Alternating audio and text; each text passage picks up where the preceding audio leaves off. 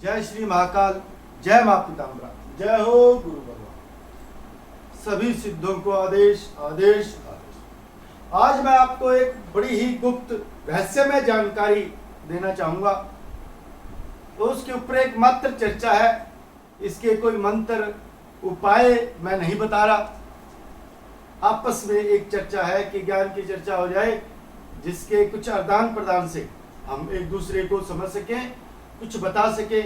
अगर आपको पता हो हमें बताइए, हमसे कुछ जानकारी चाहिए तो हम जरूर बताएंगे। पृथ्वी और गणाधर, यूं तो हमारी पृथ्वी में हजारों लाखों टन बताने में असमर्थता होगी कि कितना धन हमारी पृथ्वी के अंदर गड़ा हुआ धन छुपा है। यह कैसे छुपा है? हजारों वर्ष पूर्व सेफ, तिजोरियां, बैंक लॉकर नहीं हुआ करते थे।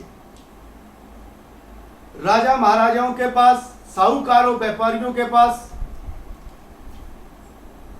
बंजारों के पास, व्यापारियों के पास और बहुत से धनाढ्य व्यक्तियों, सेठ साहूकारों के पास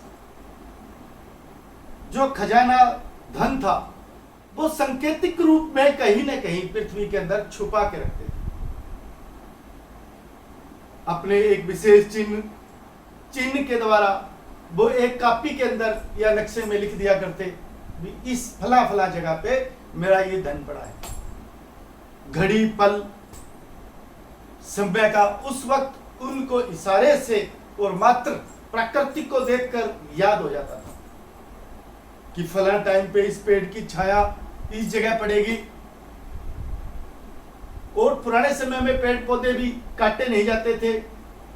लगभग पीपल के वृक्ष, बड़ वृक्ष और बहुत से जो पवित्र पौधे हैं या पेड़ हैं, उनके ऊपर ही ये धन ज्यादा छुपा के रखते थे।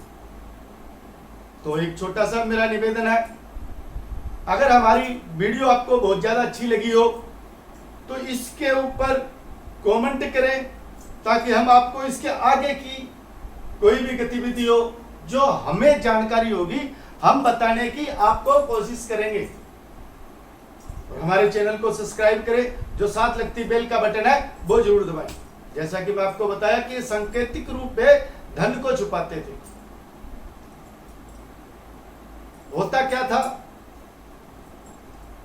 कि अपनी धन की पोटली या धन का घड़ा, उस वक्त जो धातु के कोई भी चीजें होती उसके अंदर धन को छुपा देते थे।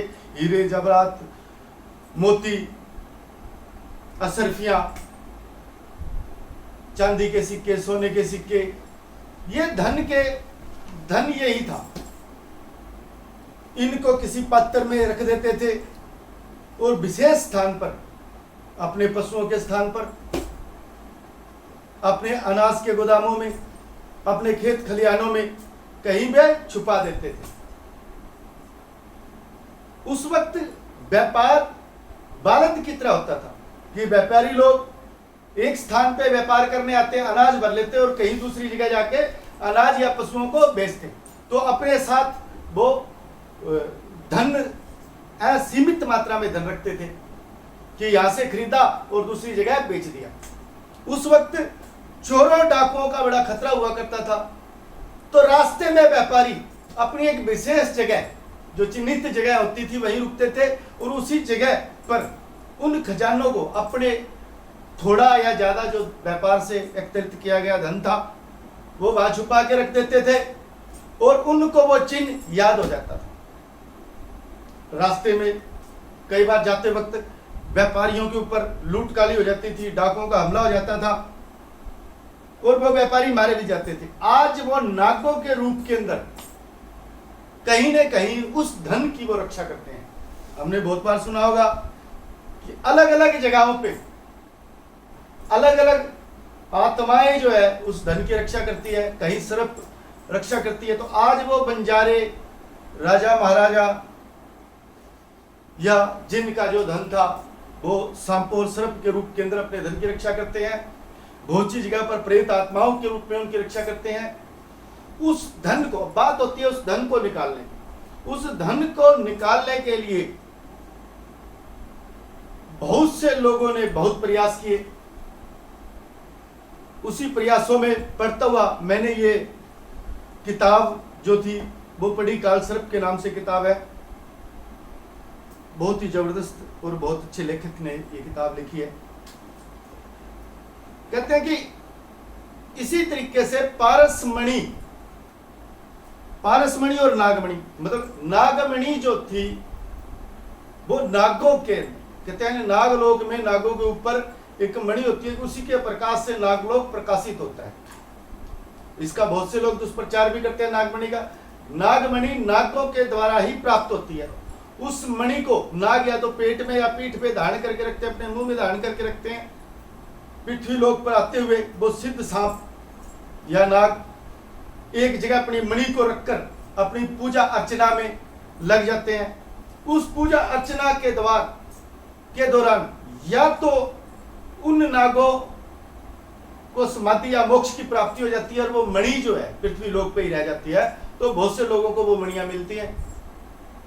पारस पत्थर, इसी प्रकार पारस पत्थर, पारस के बारे में कहा गया है कि लोहे के लगते ही सोना हो जाना,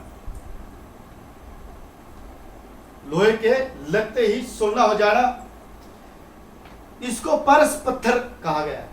इसके बारे में भी बहुत सी जानकारियां हैं जो हमारे आगे वाले जो वीडियो होगी उनमें आपको जरूर देंगे। कहते हैं सिंधिया वंश के महाराजा महादेव जी एक बार युद्ध के दौरान, एक दिन युद्ध के दौरान एक कुएं के नीचे सो गए। तो कहते हैं कि 5 फण वाला एक नाग जो है उनके ऊपर यूं करके प्रकाशमान हो गया।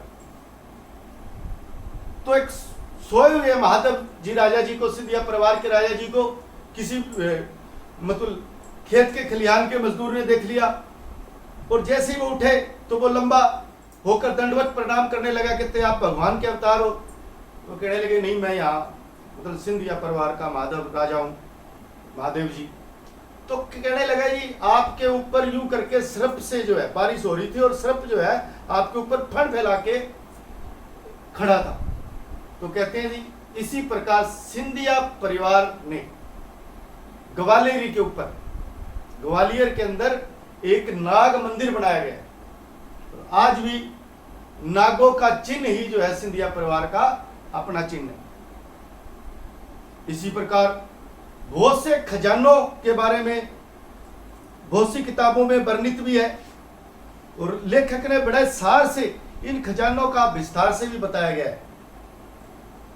इसका आगे के लेख में हम आपको जरूर बताने की कोशिश करेंगे। ये चर्चा आपको कैसी लगी इसको कमेंट के अंदर आप जरूर बताएं। जय श्री महाकाल इसका मंत्र तंत्र, कहते हैं भी धन जो है एक अलीबल चक्कर